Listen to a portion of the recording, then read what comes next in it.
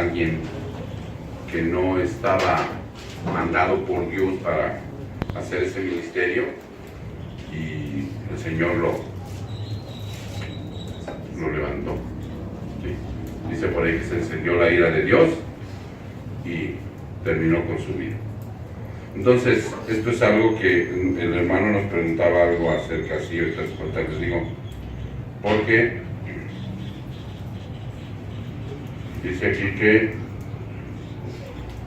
ok, aquí está, dice, la pregunta viene en el primer libro de Samuel, en el capítulo 4. Hay una parte donde se desata una pelea entre filisteos y hebreos, donde resultan vencedores los filisteos, y entonces ellos tomaron el arca y la llevaron con ellos, ¿sí?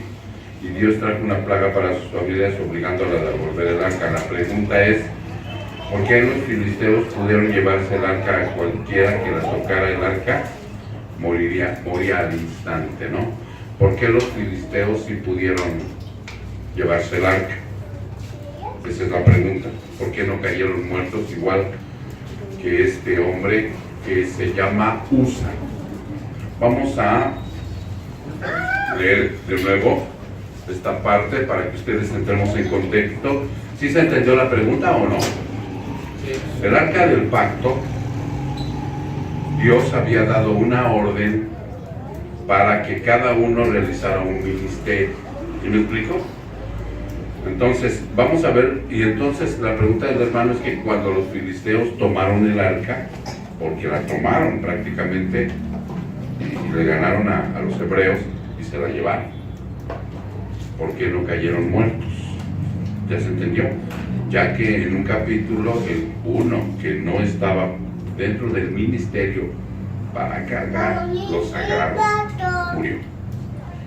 Dios en el Antiguo Testamento era muy específico y daba las órdenes de quién podía hacer ciertos ministerios. Recuerdan que una ocasión 2 hombres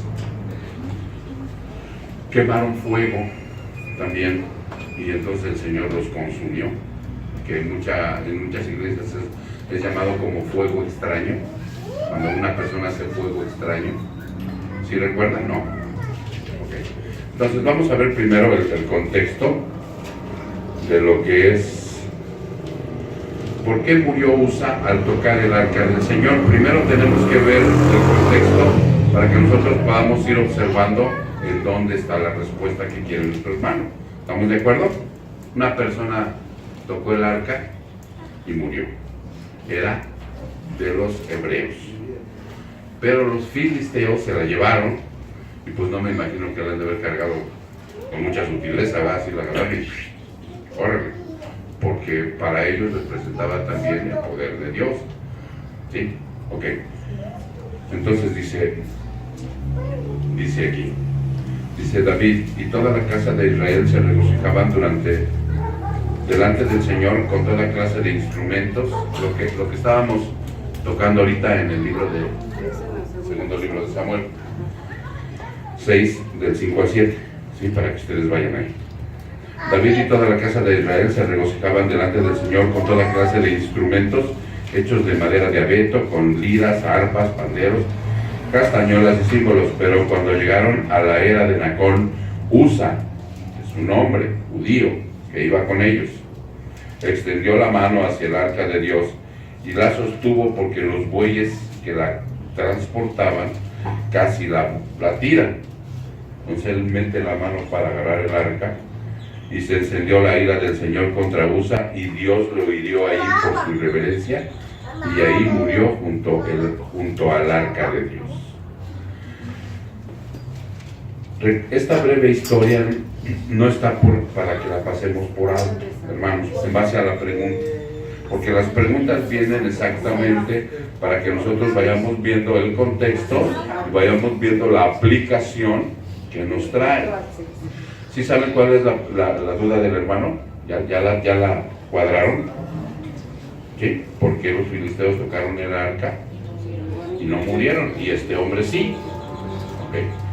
Entonces dice aquí, esta breve historia no está para que la pasemos por alto, ella sirve como una señal de pare. cuidado, alto, tenga mucho cuidado con lo que Dios manda. ¿Sí se entiende?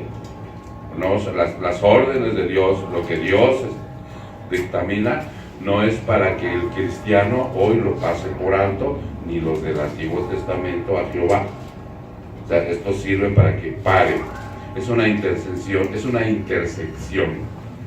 En su contexto, en el que David por fin es rey, parece que el narrador del relato quiere que nos detengamos y nos preguntemos sobre la ira de Dios. Ustedes saben que Dios tiene ira. ¿Sí? La ira de Dios contra Usa. Usa es el hombre que murió. La ira de Dios no es igual que la ira de nosotros. ¿Sí se entiende? ¿Para qué? Porque nosotros a veces decimos, pues no, que Dios es amor. Como que Dios tiene ira. Yo no puedo concebir, dicen muchos, en un Dios de ira, si Dios es amor. No, Dios es ira, Dios es amor, Dios es justicia, Dios es misericordia. ¿Qué más es Dios? Soberano. ¿Qué más? Paz, todo. O sea, Dios tiene miles de atributos, pero Él no es una cosa un día y otra cosa es otra, como nosotros, que tenemos emociones altibajas, ¿no? No, Él es todo a la vez. Todo a la vez. Él desarrolla todos estos atributos que tiene a la vez. ¿Sí se entiende? Ya se acuerdan que yo les he dicho que un teólogo lo compara cuando viene su ira con el tsunami. El tsunami cuando viene, pues córrele, ¿no? Porque te ahogas. Y han detectado con tecnología cómo viene el tsunami con toda su fuerza por arriba así, a devastar, a destruir. Y cuando toman la parte de abajo con la tecnología, el mar está bien tranquilito. ¿Sí se dan cuenta? Así lo compara un teólogo con Dios. Es ira, pero a la vez es amor, a la vez es calma, a la vez es tranquilidad. Entonces, dice aquí, a primera vista nos puede resultar fácil cuestionar primero el obrar del Señor, antes de cuestionar y condenar el obrar de Usa. Por esa razón necesitamos tener en mente la adoración que se narra en el resto del pasaje y lo que el Señor habló antes de su pueblo. Ustedes observan en el contexto, llevan el arca y van haciendo una alabanza. Llevan instrumentos, ¿sí se dieron cuenta?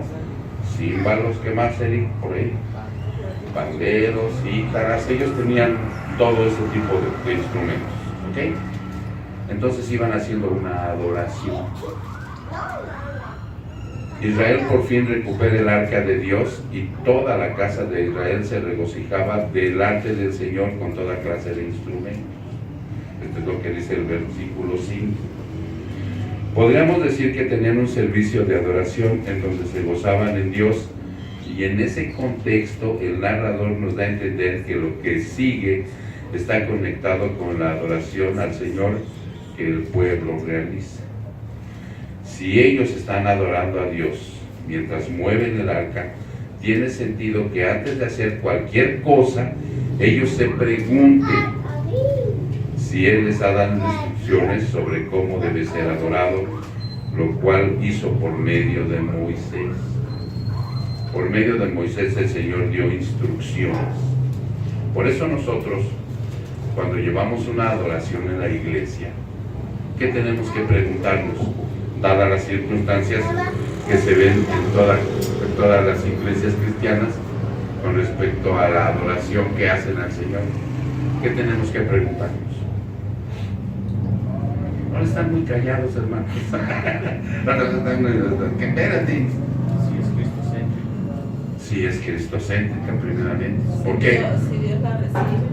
Sí, si Dios, si esa alabanza, lo que dice Pepe es real. Si la alabanza va a ser cristocéntrica. ¿Vieron las tres alabanzas que tocamos ahorita?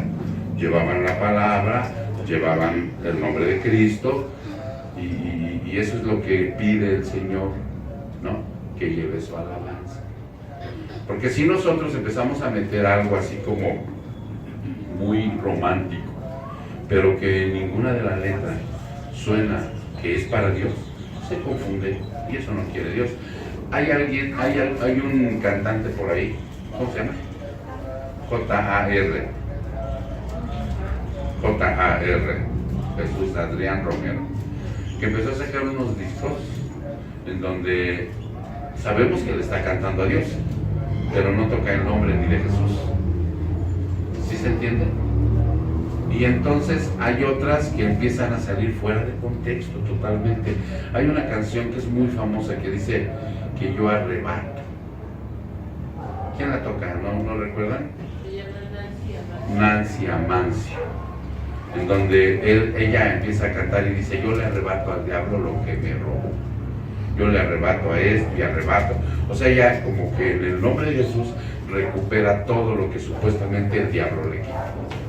Y es una canción muy famosa y la cantan mucho en iglesias cristianas, y no nada que ver con la adoración a Dios. ¿Qué más? ¿Qué otro tipo de alabanza ustedes han visto por ahí que no cuadra con lo que pide Dios? Porque aquí inclusive le quitó la vida a un hombre. Las de Marco. ¿Cómo se llaman? Son raps, ¿no? Que son rap. Bueno, el otro día hasta me hinqué y lloré cuando un rapero puso por ahí en el Facebook: el Señor Jesucristo y los apóstoles hicieron toda esta serie de cosas y ahora creen que por cantar un rap están adorando a Dios. Y dije: gloria a Dios, y me dije: gracias, Señor, creo que ya está entendiendo. Bendito sea Dios. ¿No? Entonces dice: si ellos adorando a Dios, si ellos están adorando a Dios mientras mueven el arca, eso ya lo vimos. Vamos a ver, dice: pensemos que debemos decirle a Dios cómo debe ser adorado en vez de adorarle como Él ha dicho.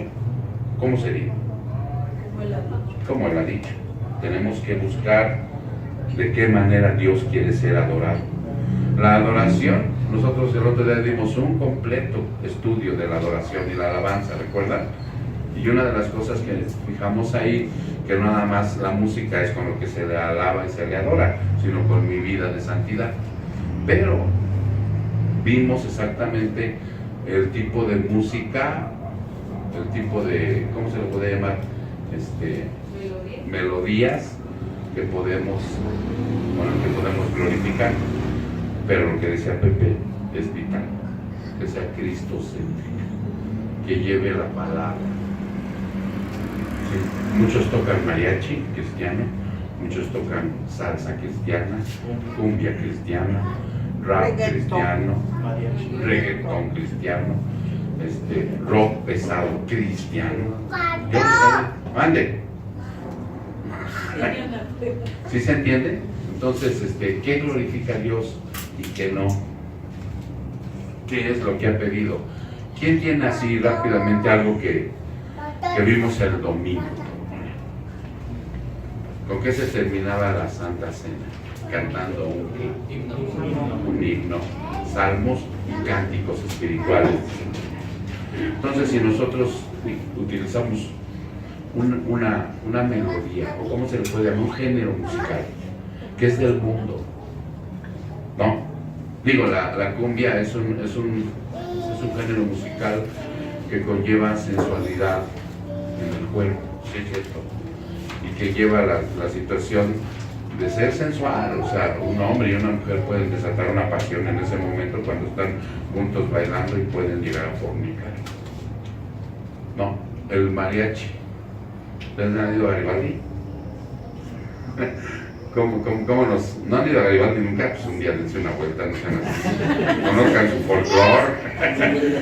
O sea, ¿qué incita el mariachi? Tomarse unos tequilazos, ¿no? Allí en Garibaldi. ¡Viva México! Y así sucesivamente. Las canciones románticas, inclusive hay canciones como las de Jesús Adrián Romero que son románticas y que llevan las canciones que sabemos que le está cantando a Dios, pero que no menciona el nombre de Dios ni de Cristo. Pero que se puede aplicar de un hombre a una mujer, o sea, lo que sí, eso, cada quien en su género. Por eso les digo, sin ser legalistas, nosotros podríamos un día ir a echarnos una buena birria a Garibaldi y ver cómo toca un mariachi.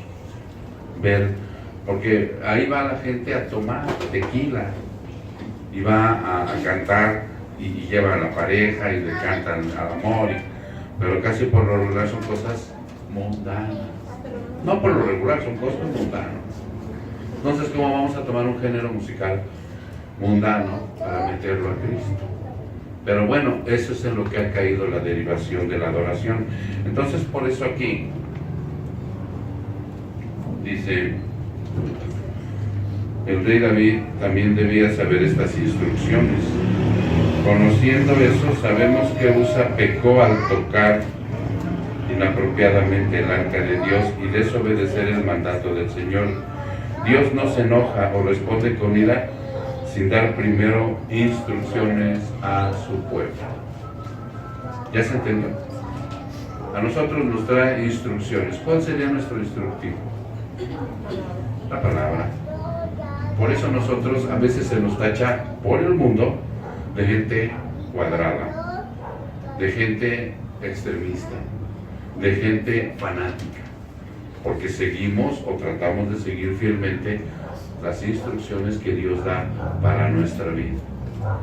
De verdad, hermanos, porque si no seguimos esto, entonces caemos en la tesitura de que ahora todo mundo es cristiano, ¿sí? Todo el mundo es cristiano, pero ya vienen cayendo en una situación igualmente como el católico. El católico va a misa, sale de misa y hace lo que quiere. Ya no se rige por la palabra de Dios. Es una simple tradición el ir a escuchar una misa, santiguarse y salirse y hacer lo que quieren. Seguir viviendo como quieren, hacer lo que quieren y lo que se les pega la gana. Ahora parece ser que esa es la calidad de vida también de los cristianos, porque ha abundado mucho. Ahora todo el mundo es cristiano, hasta Justin Bieber, ¿no? Hasta Justin Bieber es cristiano, o sea, cualquiera que... Y yo soy cristiano, y entonces hoy nos encontramos una cristiana, ¿no? Pero cuando tú le preguntas acerca de la doctrina o le preguntas acerca de sus principios, pues en realidad no saben ni cómo se obtiene la salvación. Y es lamentable. Hace rato yo les posteaba algo que decía que es lamentable y da triste saber que un cristiano viva de una manera libertina. ¿No? Es lamentable. Entonces, ya entonces vieron cómo va cuadrando la respuesta para nuestro hermano. ¿Por qué no cayeron los filisteos? ¿Por qué no? No era para ellos. No era para ellos el mandato. De verdad, a veces vemos un inconverso, hermanos, fíjense bien, vemos un inconverso prosperar, tiene su carro, su casota, y tú no te dices, pero ¿cómo, no? Pero ustedes creen que esa bendición venga de Dios. ¿Recuerdan cuando Satanás le dijo, mira, si me adoras todos esos reinos, yo te lo doy todo? Cuando viene la supuesta prosperidad por parte de alguien que es inconverso, o sea, tengan la seguridad de que eso no viene de Dios. ¿Por qué? Pues digo, vamos a ver las cuestiones de la política, ¿no?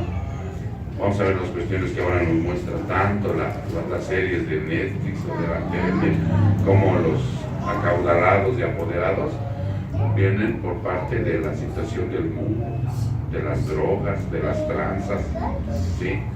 Del que no tranza no avanza. No era para ellos. No era para ellos poder. Ellos, dice la palabra, vamos a ver en dónde da la instrucción. ¿Dónde da la instrucción exactamente David? Dios da una instrucción, Dios, ahorita se las encuentro, para que la gente, cada uno, tome la responsabilidad de su ministerio. Y a unos les da el que muevan esto, muevan aquello, y a los hijos de él, dice aquí, que se me perdió, número 7. Vámonos al número 7. Para que ustedes vean cómo él, cuando da una instrucción, se tiene que seguir, se la da a su pueblo. números 7.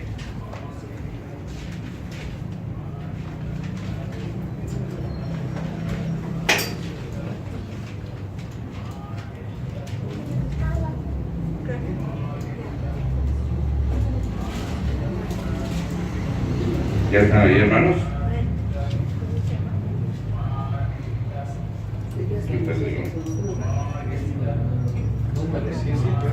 Espérame. 7 del 1 al 9 dice, aquí están, dice, y sucedió que el día que Moisés terminó de levantar el tabernáculo, lo ungió. ¿Sí saben qué era el tabernáculo?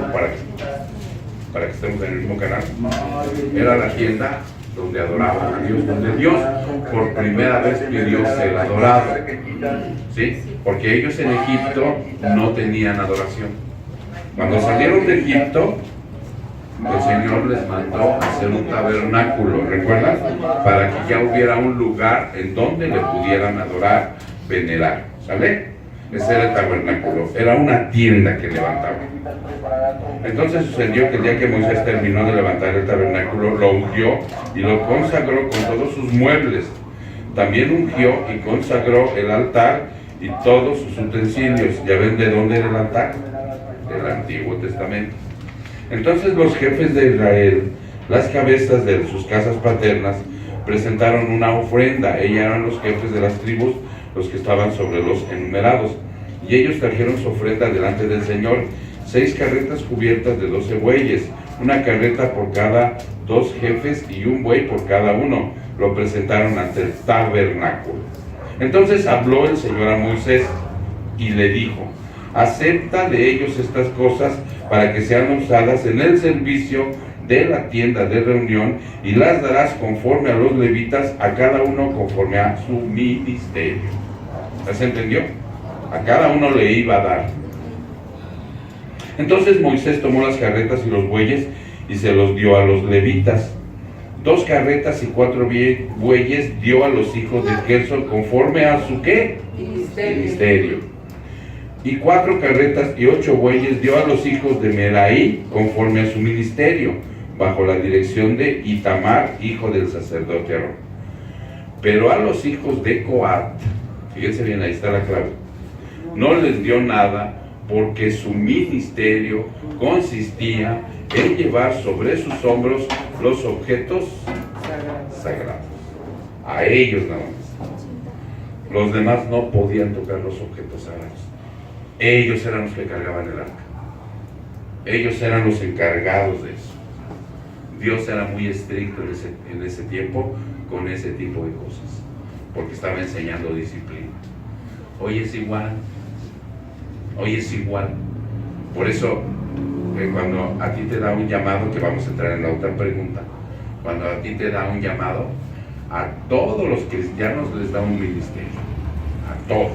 Si tú naces de nuevo, Él te da un ministerio. Y cuando naces de nuevo, te da dones. Nomás hay que saber cuáles son.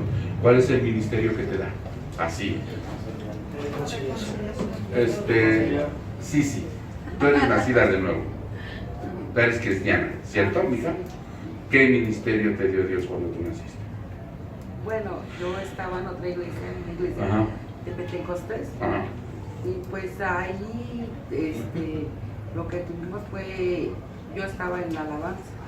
No, ese no fue el que te Entonces, dio. es lo que yo vi. Es que ya cuando nos da la alabanza, maestros, a mi pastor, a otro diácono, ahí están los diáconos, mira, justo a ver si de los dos es los diáconos, y entonces ese ya es algo extra, pero nos da un ministerio a todos los nacidos de nuevo. Ese ministerio se llama el ministerio de la reconciliación, y claramente lo dice en la Biblia. Ahora yo te mando a que tú reconcilies en este ministerio a los hombres con Dios. Si tú eres nacido de nuevo, eres mi hijo, te mando eso. Ese es tu ministerio que yo te doy cuando tú naces. Y además te doy dones. Y ya hemos visto la lista grande de dones que da. Sí, nomás hay que ir viendo ¿Ya se entendió? Entonces, al igual en el Antiguo Testamento, a cada quien el Señor le dio su ministerio. Si tú empiezas a fungir como pastor sin tener un llamado, imagínate qué pachangas haces en la iglesia. ¿Ya se entendió? A veces, por la premura de la situación, podemos poner maestros, ¿sí? Que empiecen a dar, pero ahí sí tienen que dar cuenta que los maestros de los niños es un ministerio bien precioso, bien hermoso, pero tengo que tener el llamado, de verdad, hermano. O sea, y Dios te lo muestra bien claro, cómo te da la autoridad con los niños, cómo tienes la paciencia para los niños, cómo los niños te quieren, te abrazan, te buscan. Mayeto, te dicen, mi Mayeto. Cuando van a decir maestro, Mayeto. ¿Sí? Y de veras, o sea, es dado por Dios. Tú te empiezas a dar cuenta y la gente a tu alrededor empieza a decir, sí, es cierto, él es diácono, él es pastor, ella es maestra. ¿Sí? Te va dando tu don. ¿Para qué es el don? Para glorificar a Dios. Sí, pero tiene otro. ¿Para qué? Para edificar a los santos. Principalmente para edificar a los santos. Ok. Entonces, pues ahí le llevan la respuesta a mi hermano, porque ya lo vimos ampliamente en el contexto. La siguiente pregunta va sobre la situación de que mi hermano Eric dice que él vio en ¿dónde? En Romanos. Vamos a ver los dones y el llamamiento para no perderlo. Sí, Romanos 11:29. Romanos 11:29. Vámonos ahí, mis hermanos. A Romanos 11:29. Romanos 11:29. Y ya saben, hermanos, pueden hacer preguntas y sobre la misma pregunta sale una duda, adelante. Romanos 11:29. Dice, porque los dones y el llamamiento de Dios son irrevocables. ¿Ok? Ahora vamos a ver qué concepto ustedes tienen de esto, así de simple versículo. Porque nosotros ya lo vimos, ya lo checamos. Pero ¿qué podrían ustedes pensar? Ya vimos que son dones, ¿no? Hay una larga lista en Primera de Corintios. Yo inclusive ahí en la Biblia que tú tienes, Pepe, vete a Primera de Corintios donde están los dones, que es el capítulo 12, me parece. Primera de Corintios 12, en donde está una lista de dones. ¿Sí? Y esos dones que da Dios, ya dijimos cuándo los da.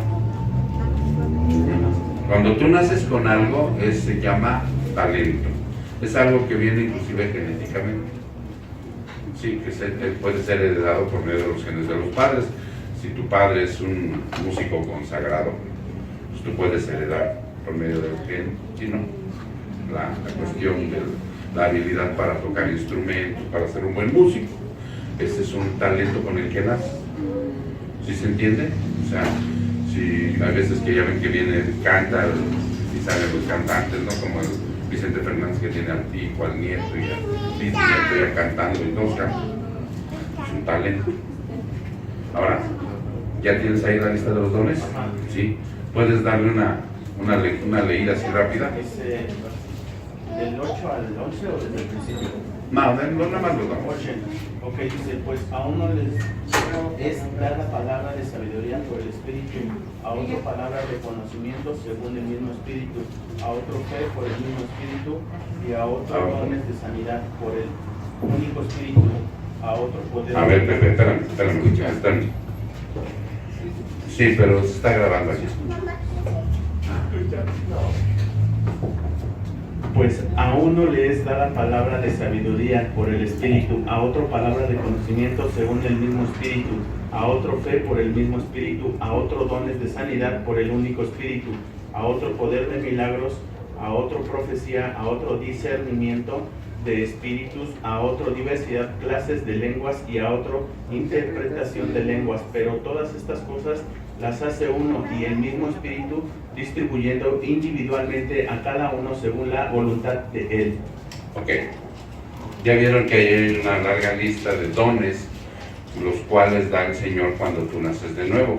Ahora hay que saber, una de las problemáticas, y aquí vemos que han también sacado de contexto, son las famosas lenguas. ¿Sí? No sé si tú allá en la iglesia donde estabas empezaban a hablar en lenguas y hacían una especie de sonidos guturales. Sí. Biribisham, barabayam, barabayim, biribisham. Ese tipo de sonidos guturales realmente nada que ver con la Biblia. Nosotros hemos visto el contexto y es las lenguas, ¿qué cosas son? Idiomas. Idiomas. Exactamente. Son idiomas que una persona cristiana puede hablar. Y lo hemos visto en el contexto de que si sigue vigente, ¿no? Inclusive, porque hay unos que dicen que ya cesaron, que si sigue vigente. Y hemos visto que en lugares donde se manifiesta el don, ¿sí? Porque ahora ya aquí tenemos traductores, Google, ¿no? Pues el Señor, ya para qué les doy el don. O sea, que lo traducen de volado. Pero hay lugares donde van a la sierra, van a lugares de dialectos que inclusive el Señor puede hacer hablar al cristiano en el dialecto de la gente donde están ahí evangelizando con el don. ¿Sí se entiende? Para que lo entiendan aquello. Ahora, ¿cuál es la interpretación del que le da, el don que le da de interpretación de lenguas? Que entienda los idiomas.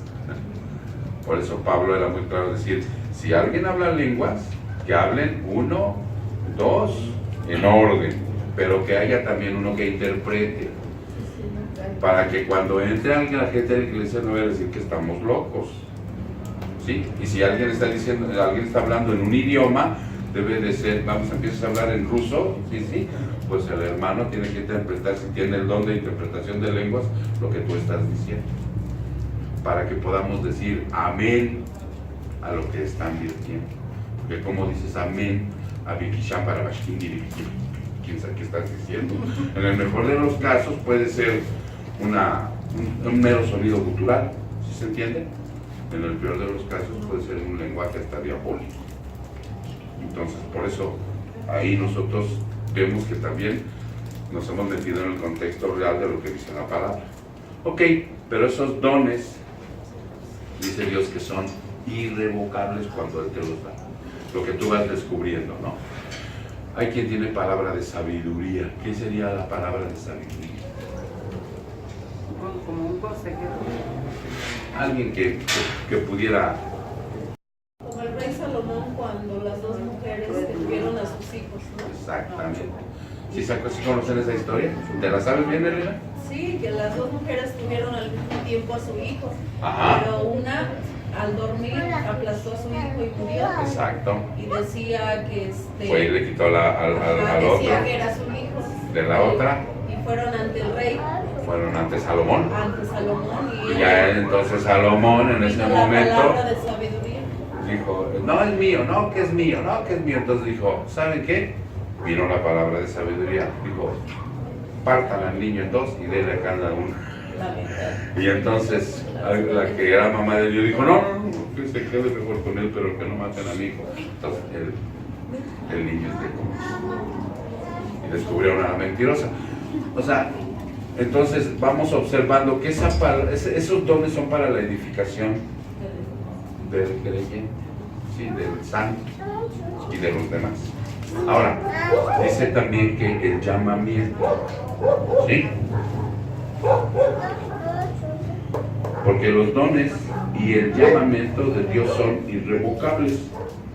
Y entonces ahí caemos en el llamamiento de lo que decía hace rato mi hermana Cici, en el que nos da ya como algo extra. Si a mí me dio el llamamiento de pastor, mi llamamiento, o sea, en un momento dado yo lo puedo perder, si es irrevocable.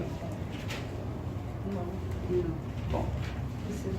Pero puedo perder el privilegio de ejercerlo. Sí. ¿Sobre qué contexto? A ver, Michelle, ¿sobre qué contexto pierdo el privilegio de ejercer el pastorado? Ya lo vimos. Sobre las mismas bases que te da para poder ejercerlo. Exactamente, yo tengo un requisito para ser pastor y uno de ellos es ser marido de una sola mujer. Si yo caigo en adulterio, el don no me lo quita Dios, pero sí me quita el privilegio. Hay en iglesias que les dan chance, porque Dios me puede dar una segunda oportunidad para restaurar, ¿sí me explico? Pero dice la palabra que yo ya no podría ser pastor, por la misma palabra de él. Pero hay en iglesias que si los concesionan y los vuelven a poner en el pastorado. Igual en cualquier servicio, hermano, de cualquier liderazgo que tú estés asumiendo. Entonces, pero no se refiere a ese llamamiento. ¿Tienes el contexto que te di? No. Es sobre, le estaba hablando al pueblo de Israel. Le está hablando, dice aquí, fíjense bien, vamos a ver desde el 25. Porque no quiero, hermanos, que ignores este misterio, para que no seáis sabios en vuestra propia opinión, que a Israel le ha acontecido un endurecimiento parcial hasta que haya entrado la plenitud de los gentiles. ¿Qué cita, pero? Romanos 11, 25. Estamos en Romanos 11. Ok, y entonces está diciendo que no quiere que ignoren que Israel se ha endurecido parcialmente. ¿Dónde podemos ver el endurecimiento de Israel? Parcialmente. El nexo. No, Porque no, ya en el momento en que llegue el Señor Jesucristo, estaba el endurecimiento en todos sus planes. Lo rechazaron, no lo aceptaron y lo mataron. ¿Sí se entiende? Ahí estaba el endurecimiento. El libertador, 26, y así todo Israel será salvo tal como está escrito. El libertador vendrá de Sión, apartará la impiedad de Jacob, y este es mi pacto con ellos cuando yo quite sus pecados. 28. En cuanto al evangelio, son enemigos por causa de vosotros, pero en cuanto a la elección de Dios, son amados por causa de los padres. Porque los dones y el llamamiento de Dios son irrevocables. Ok. Nosotros vimos sobre qué llamamiento el Señor dice que es irrevocable. Y si nos vamos, a ver, se los muestro. Creo que yo lo tengo. ¿Ya lo tienes ahí? Sí. Aquí está.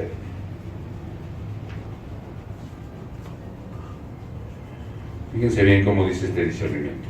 Dice, el apóstol ahonda todavía más en el fundamento de esta predilección de Dios hacia Israel, porque era su pueblo elegido, ¿cierto? Él escogió ese pueblo para que fuera su pueblo, pero no todos eran salvos. Okay. Es cierto que de momento la masa del pueblo judío se muestra hostil al evangelio, la mayoría se mostró, lo rechazó, como ahora rechazan el evangelio.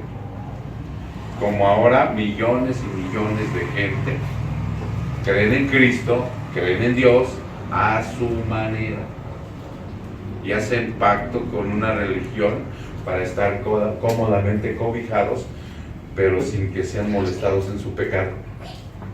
¿Ya se entendió? Quieren amar a Dios, quieren creer en Dios, quieren bendiciones de Dios, pero sin obedecer a Dios. Y entonces, ¿quién ofrece eso? El demonio.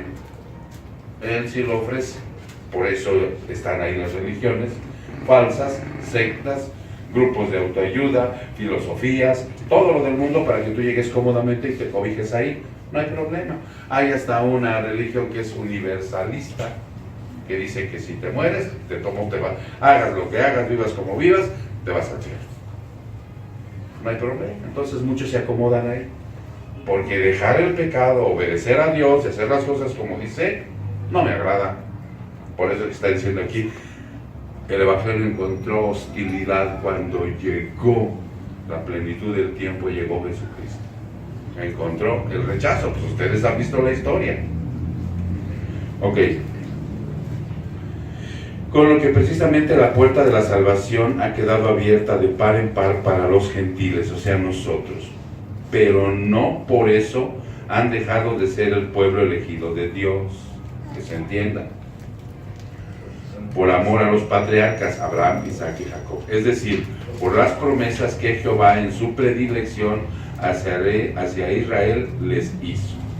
No precisamente por la fe que ellos ejercieron, así lo prueba el versículo 29, porque los dones y el llamamiento de Dios son irrevocables.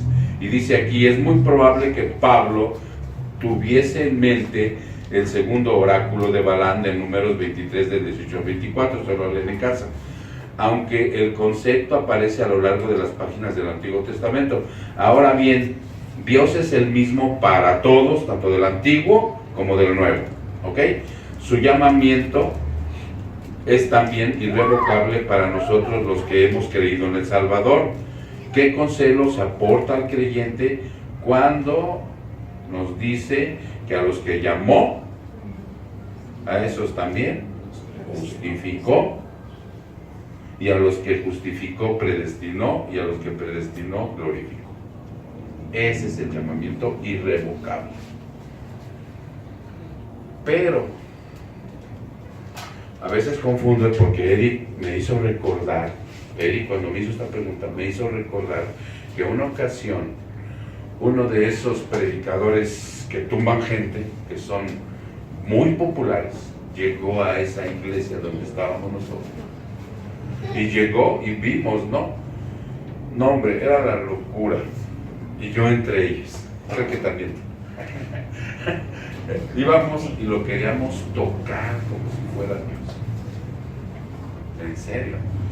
Porque él hacía esto así. Bueno, yo vi como al pastor le avientan un kamehameha.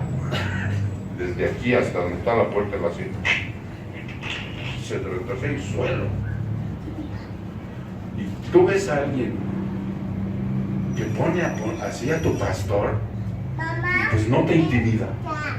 A tal grado que dices, qué barbaridad, qué poder y ellos manejan el poder del Espíritu Santo. Qué barbaridad, qué poder de este hombre a través del Espíritu Santo.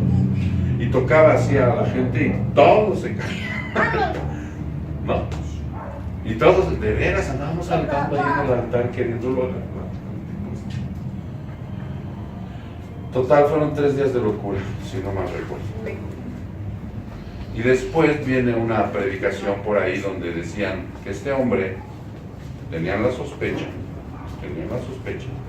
de que mientras no era llamado a hacer ese tipo de, no era utilizado por el Espíritu de esa manera, este hombre se emborrachaba, fornicaba y hacía de todo. Y cuando Dios lo utilizaba, porque el don y el llamamiento es irrevocable. Aleluya. Y tú me dices, no, pues sí. Todo cuadrado. ¿Cuadrado? Fuera de contexto.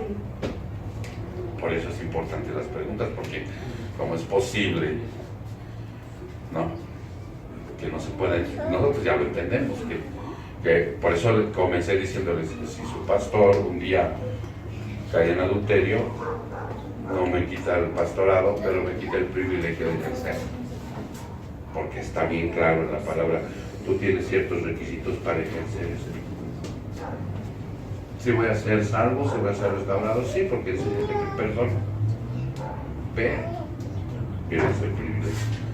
Pero nada que ver con lo anterior, ¿verdad?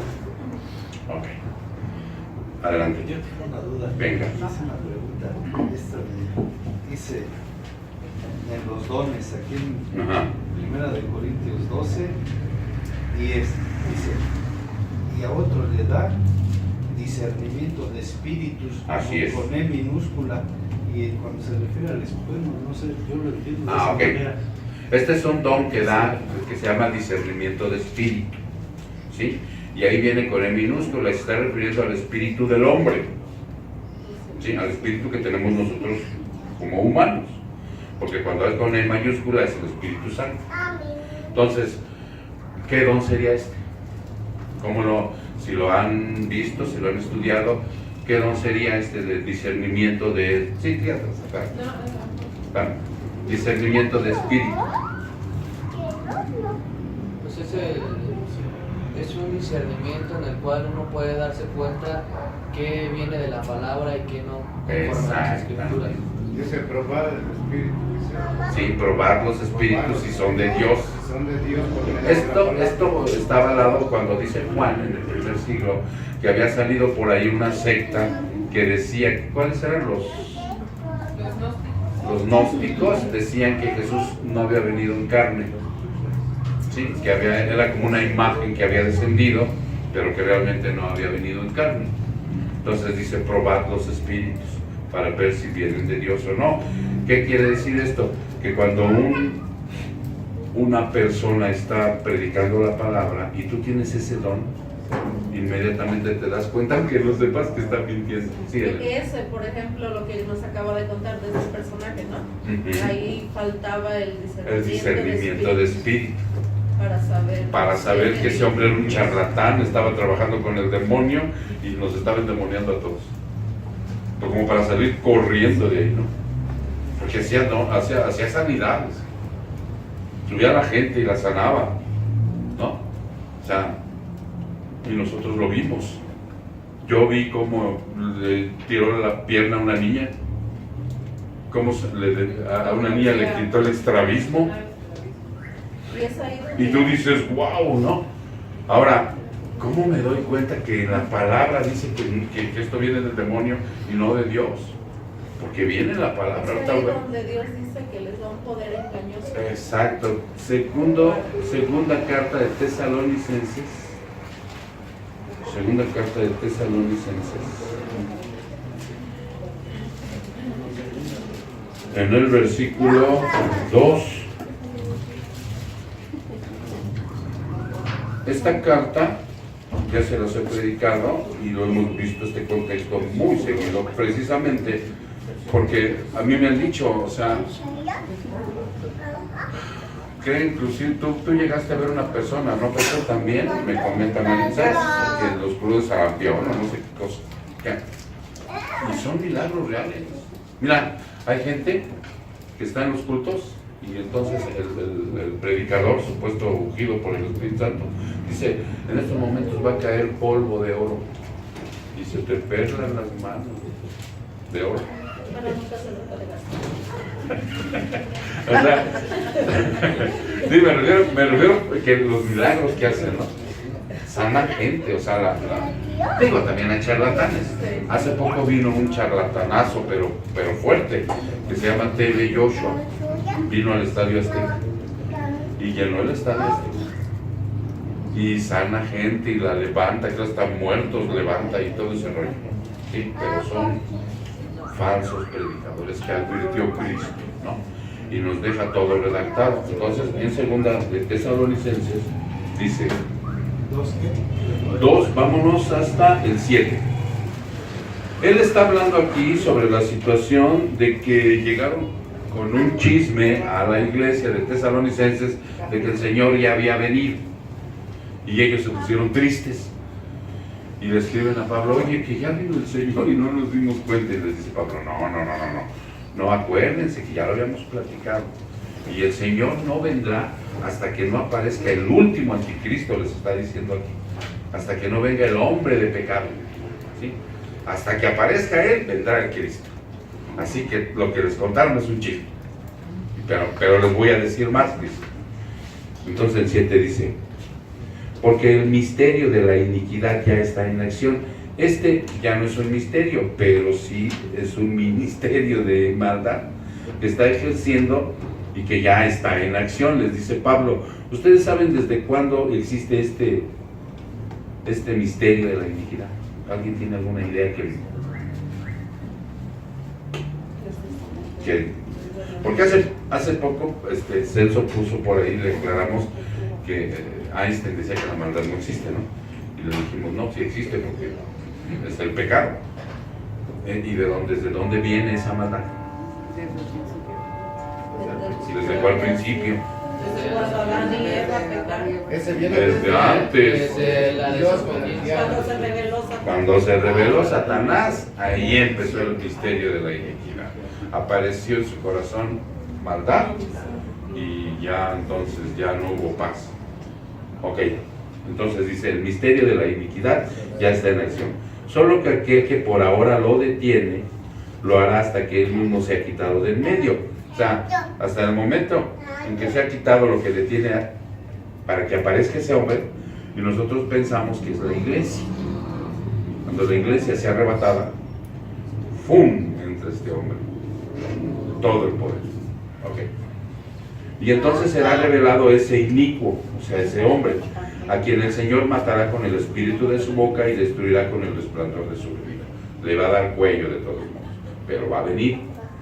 Inicuo, fíjense bien, hombre malo, perverso, cuya venida es conforme a la actividad de ¿quién? Satanás. De Satanás. Satanás ahorita tiene una actividad fuerte, no hay duda de eso. Entonces dice que la actividad de Satanás está con él. ¿Y con qué es esa actividad? Dice aquí, ¿con todo qué? Poder y señales y prodigios. O sea, esos son los milagros. Esas son las cosas que hacen estos falsos profetas, ¿no? Y ellos mencionan en el nombre de Cristo y por el poder del Espíritu Santo, pero no es verdad. Es por el poder de este hombre, de Satanás. Fíjate bien que dice, y con todo engaño de iniquidad para los que se pierden, porque hay una razón, porque no recibieron el amor de la verdad para ser salvos. Están metidos ahí en esas iglesias, recibiendo la mentira, complacidos, enriqueciéndose, teniendo un estatus de vida, porque muchos inclusive es tan increíble, hermano. Bueno, más bien es tan creíble que saben que están haciendo mal y no se salen porque son los líderes, porque tienen estatus. Sí. De hecho, hacía la pregunta en el anexo, ¿no? Que si la Virgen hacía milagros. Ujú. Y la respuesta era que sí lo Sí. hacía y la gente ¿Lo cree? era real. Van a Porque Juquila, el poder de mentira que van a Juquila y las hace el milagrito del demonio que está atrás de la Virgen. Ok, y esto pasa igual en las iglesias. Dice, ahora, 11. ¿Quién lo permite? Por eso Dios les enviará un poder engañoso. Les dice ¿no te quieren obedecer, Señor? Déjame, yo los sigo engañando. Dice el Señor, pues adelante. Síguelos engañando. Dice, para que crean ¿en qué? En la mentira. A fin de que sean juzgados todos los que no creyeron en la verdad, sino que se complacieron en la iniquidad. Por eso es importante estudiar la palabra, discernirla y no andar con situaciones de que, hermanos, el domingo vamos a hacer un culto de sanidad. Digo, caramba, si de esto fuera real, hay una situación tan sencilla.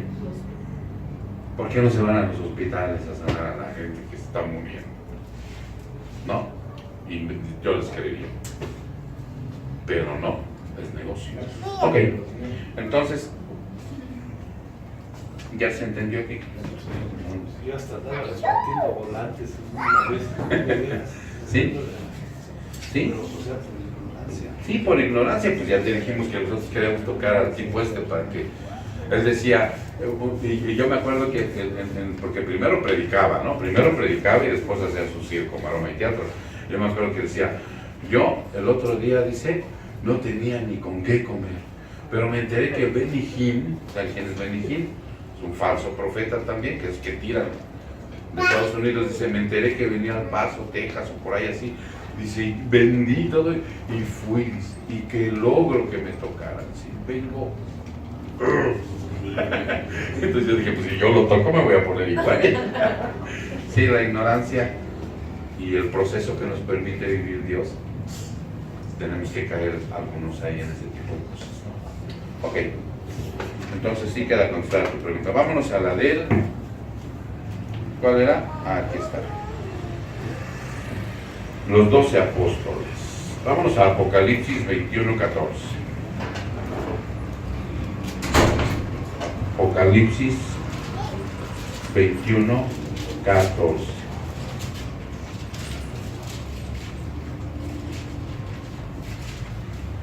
Y cito: el muro de la ciudad tenía 12 cimientos y en ellos estaban los 12 nombres de los 12 apóstoles del Cordero.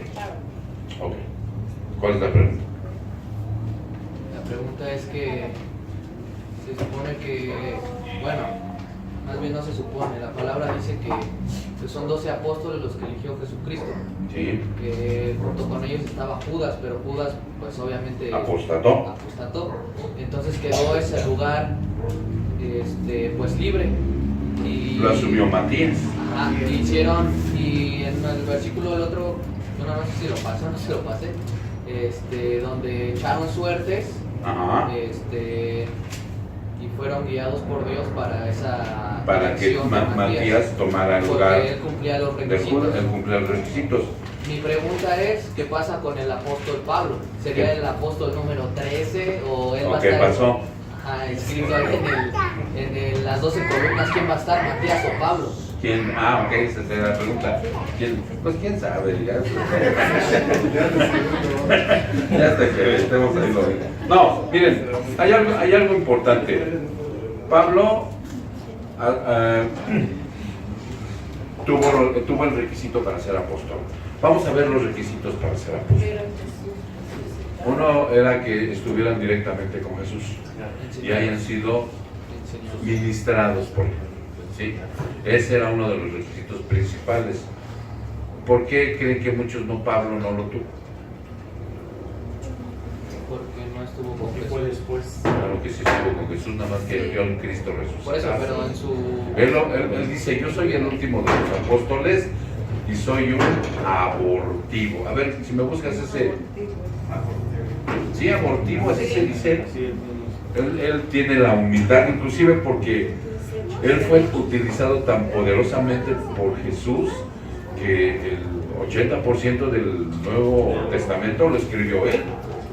O sea, Eso se lo dio a Timoteo. Primera de Corintios, y habla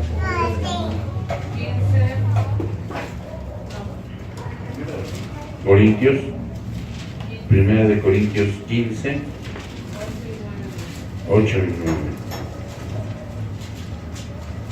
Ok.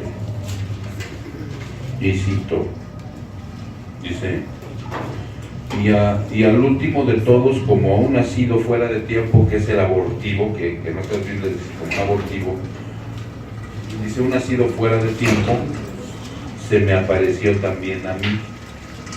Después se le apareció a Jacobo, no también a mí, porque yo soy el más insignificante de los apóstoles, que no soy digno de ser llamado apóstol, pues perseguí a la iglesia de Dios.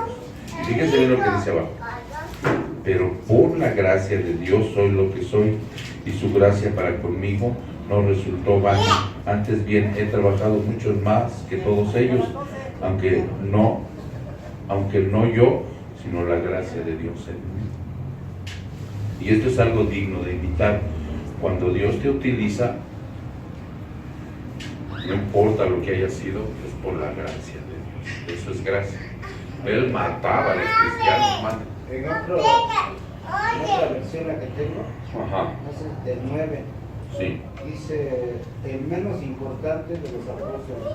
Ni siquiera merezco que la gente me llame así porque hice mucho daño a la iglesia. A la iglesia, sí. Sí, exactamente. Él tiene la humildad. Entonces, yo creo que no va a haber ningún problema en un momento determinado porque no tenemos exactamente, no dice el contexto de los teólogos, los comentarios. ¿Quién va a estar? Si Matías o Pablo. Es que Matías ya no figuró, ya no No. hay escritos. Sí, no hay escritos de él, pero él lo puso ahí. Él lo puso Yo ahí. también argumenté eso, dije, bueno, por lo que hizo, digo, bueno, es para mi punto de vista, Sí. ¿no? que ese lugar le pertenece a Pablo, porque tenemos tantas cartas de él, ¿no? Pero, espera, ahí va la otra. Manden sus sugerencias. Porque si nos vamos a basar por lo que hicieron, hubo muchos discípulos que no escribieron nada. No, sí, pero es la gracia de Dios. Y siguieron siendo Pero es la gracia de Dios, por decir, si van a estar los 12, ¿quiénes figuran de los 12? Pedro, Pedro, Juan, Judas, Mateo, Mateo, ¿quién más? Ya nadie más. Juan, Por ahí se menciona algo del crédulo, ¿cómo se llama? Tomás, ¿no? Por ahí se menciona algo. Pero hasta ahí. Pero sí vieron lo que dice Pablo, ahí se quita toda cuestión de jerarquía, inclusive para nosotros, ¿no? Digo, si en un momento dado tú trabajas arduamente, ¿no? Por el Evangelio, te avientas 20 años aquí en la iglesia y al final ponen al hermano. pero hay una parte donde menciona a Pablo, ¿no? Por la gracia de Dios. Donde menciona a Pablo que dice: no desprecié el poder especial que me dio y trabajé más que los apóstoles. Cuando en realidad todo lo hice gracias a ese poder especial de Dios. O sea que él trabajó más que ellos. Pero no por él, dice, sino por la gracia. Ya se entendían, sí, ya. O sea, si aparece Matías, pues es la soberanía de Dios. Y yo digo que sí va a ser Matías, porque él fue el que sufrió para los 12. Después su plan ya tenía Pablo, ya lo tenía en mente. ¿Ellos fueron 13 apóstoles? Fueron 13, exactamente. No fueron 12. Pablo siempre dice: yo apóstol de Jesucristo. Sí, él, y lo está diciendo ahí, soy el nacido fuera de tiempo, porque él había escogido 12 cuando antes de su resurrección. Después de él estuvo con él, pero resucitado. Fue el último, por eso dice: soy el abortivo y soy el más indigno, porque yo perseguía a la iglesia. Aquellos no, aquellos les hablaron y fueron. Matías andaba ahí. Matías era un discípulo que llegó cuando Judas apostató. Entonces, déjame ver si hay algo aquí que diga. Era 1 Corintios, ¿qué? 15, ¿verdad? Dijimos. Déjame ver si hay algo que diga aquí este hombre. 15, ¿qué, Eric? 9, ok. 9. O desde el 8. Desde el 8, ok. Aquí está, dice: expresa luego su deseo de permanecer en Éfeso, desde donde escribe la epístola hasta Pentecostés, y expone a continuación el motivo por qué se queda ahí. ¿Es 1 Corintios o segunda? Primera 15, ¿no? 15, 8. Estoy viendo 16. 15, 8 y 9, ¿verdad? 14, 15, 8 y 9.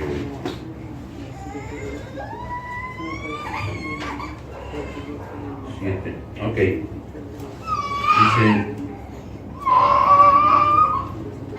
Ok, primero, el vocablo para feto abortivo, porque él se proclama así como un feto abortivo, es ectroma, que puede indicar aquí dos cosas: la forma repentina como antinatural con que Pablo había sido no solo convertido, sino entrado a formar parte del grupo de apóstoles.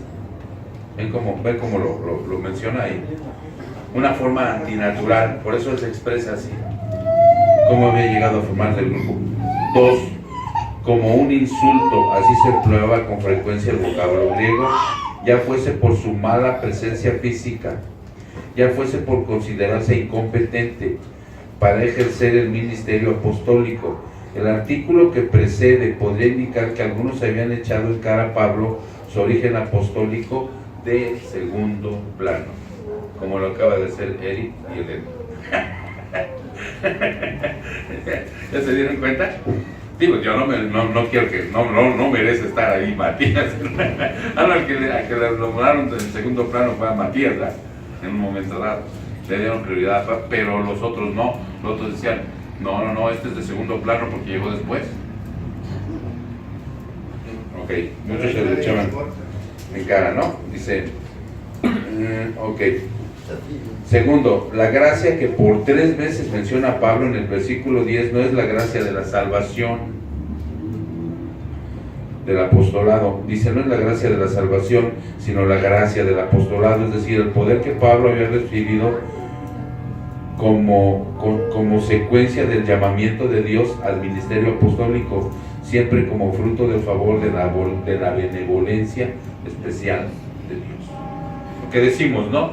Tenemos el llamamiento, tenemos la salvación, gloria a Dios, ya somos salvos. Pero ahora viene esa gracia especial que te da. Ayer veíamos, ¿no?, que 2 de mis hermanos van a necesitar tomar un curso de consejería bíblica. ¿Sí me explico? Pero ha habido pastores como Charles Spurgeon, que fue un gran predicador, que nunca fue a una escuela, sino que la gracia de Dios se manifestó en él tan poderosamente que no necesitó ir a un instituto, pero no en todos. Eran 12, y no en todos se manifestó la gracia que le dio a Pablo. ¿Ya se entendió? Hasta los mismos apóstoles, por eso Sí. ellos muchos no escribieron, por eso. Sí, o sea, él le dio. Ahora, él sabía por qué. Ustedes saben por qué Pablo que Dios es así, o sea, tomó de Pablo lo que él era. ¿Qué era Pablo? Era, bueno, sí era asesino, pero por no un asesino en misericordia de mala entraña, por celo. Creía que agradaba a Dios, exactamente. Era por celo. Sí. Pastor, aquí en Hechos 9:15 dice, el Señor le dijo, ve porque instrumento escogido me es este, para llevar mi nombre en presencia de los gentiles y de reyes y de los hijos de Israel. Amén. Está hablando de Pablo. De Pablo. Pastor, bueno, Jesús llamó a los 12 apóstoles, Sí. él personalmente los llamó. Sí. Matías fue a través de los apóstoles que estaban, Exactamente. pero Pablo tuvo el llamamiento igual, directo, de Dios. Directo. Entonces, Sí. es Pablo. Su gallo es Pablo. Hay una parte, El 11, ¿qué dice? Perdón. hay una parte, no tengo el versículo bien, pero no sé si lo pueda buscar por ahí. Ujú. Hay una parte donde dice que él no es apóstol por el hombre. Así dice Pablo, dice, yo no soy apóstol elegido por el hombre, sino por Jesucristo. Y No, ahí no, fue donde, no, yo no también, recuerdo. donde yo también me confundí porque dije, Ok. dije Sí, no. ¿qué onda? ¿Está O hablando sea, de Matías? le o- está echando a Matías, ¿no? No, o sea, sí lo escogieron porque dice que echaron suertes. Miren, cuando llegan, es que tenían esta costumbre que es bíblica. No lo vayan a hacer ustedes. Cuando va a escoger Samuel a David, ¿qué utiliza? Porque se le presentan los hijos. El Urim y el Tumim eran unas piedras. El Urim y el Tumim. Cuando echaba las piedras, en las películas se ve como que la piedra ilumina a la persona. No, pero esto es distinto. Era una especie como de matatena, ¿no? Y si caía sol y águila, ese era. Pero era instruido por Dios. Dios decía, ¿no? Es algo que utilizaban como... Es lo que decía Eric, es Gálatas 1, lo que dice Pablo, apóstol, no Ajá. de parte de hombres ni mediante hombre alguno, sino por medio de Jesucristo y de Dios el Ajá. Padre que lo resucitó de entre los muertos. Ok. Ahora vamos a ver qué dice el... Esto ya lo entendimos, ¿verdad? Esto de Primera de Corintios. ¿Qué es Gálatas? ¿Qué, Matei? 1 a 1. Vámonos a Gálatas, hermanos, y ya cerramos con eso porque ya nos... Yo también digo que es Pablo. Hagan sus apuestas, señores. Yo también. No, pues sí. Gálatas, Que es Pablo que es niño. pobre Matías ahorita. Gálatas 1:1. Gálatas 1:1. ¿Sí? Es el saludo, ¿verdad? Dice, después de una especie de prefacio, el apóstol reprende severamente a los gálatas. Ok. La persona que envía la epístola es Pablo, único nombre que se le da desde Hechos 13:9, apóstol. Aunque no pertenecía al número cerrado de los 12, Pablo era enviado especial, no de parte de hombres, pues era embajador de Cristo. Está en 2 de Corintios 5:20. ni por medio de ningún hombre, ya que la comisión de predicar el Evangelio no la había recibido por medio de otro líder de la iglesia. Nada más es eso, ¿sí? No porque lo haya puesto. Nosotros sabemos que todo lo pone Dios, ¿no? También Matías fue puesto por Dios. Dice, como líder de otro, ni siquiera de alguno de los 12, sino directamente de Dios. Ay, como yo. Ay, como yo. O sea, porque a mí nadie me ha ordenado, nadie me puso Dios directamente. Y aquí sí ya vamos a ordenar al hermano un día, vamos a ordenar a Jesús, y Dios quiera que a muchos hermanos les demos una ordenación. ¿Sí me explico? A Spurgeon no lo ordenó nada, y él podría decir, yo soy ordenado directamente por Dios, no por ningún hombre. A eso se refiere, ¿no? No porque, pero bueno, sí que ya estaremos ahí, ya él va a ser como si era Pablo, y el Eric también sigue echando porras, pero es por eso, ¿no? Ya lo vimos. Entonces, bueno, quedó pendiente tu pregunta, Betty, de lo de Judas, la estudiamos y la vemos dentro de 2 semanas, porque nos toca culto 2 semanas y después 2 semanas de preguntas y respuestas. El domingo, hermanos, vamos a tener una prédica muy preciosa que se llama El nacimiento virginal de Cristo, para que de una vez lo vayan estudiando. Está en Mateo, ya se los comenté, y vayan viendo algo bien hermoso que está dentro. Casi por regular el nacimiento de Cristo se predica en Navidad, ¿sí? Pero no, o sea, eso es la continuidad del Evangelio. ¿Saben, mis hermanos? Vamos a orar, cierren sus ojos. Padre, te damos muchas gracias, Señor, en esta preciosa noche en donde a través de la calidez de tu presencia hemos estado con un corazón ardiendo, Señor, porque el escudriñar tu palabra, el conocer tu verdad, el tener esa relación contigo a través de que nosotros, Padre, somos tus hijos, nos llena de gozo, Señor. Estamos aquí reunidos y a veces quisiéramos que el tiempo no se terminara, pero tú así lo has establecido el día de hoy en el crono, Señor. Algún día estaremos en el Kairos contigo, Señor, en tu tiempo precioso, en esa eternidad en donde lo más hermoso es que ya no habrá pecado dentro de nosotros, y es algo que deseamos profundamente. Pero mientras llega ese glorioso día, Señor, guárdanos, Padre, guárdanos, porque nuestro corazón es engañoso, dice la palabra, y necesitamos de ti, necesitamos todos los días, Padre, renunciar al orgullo que en un momento determinado se pone como un obstáculo grande para nosotros. Te damos la honra, Padre, te damos la gloria. Tú eres el único que merece ser exaltado y glorificado, Padre. Te pedimos, sigue trabajando con nosotros, Señor, para que de esa manera tanto tu amor y tu justicia y tu disciplina, Señor, no falten en nuestras vidas. Quebrántanos, Padre. Quebranta de nosotros lo que tengas que quebrantar. Te lo suplicamos, Señor, para que podamos seguir avanzando y que la imagen de nuestro Señor Jesucristo se siga forjando en cada uno de nosotros. Muchas gracias, Padre, por todos aquellos que tú has de agregar a los que han de ser salvos a esta congregación.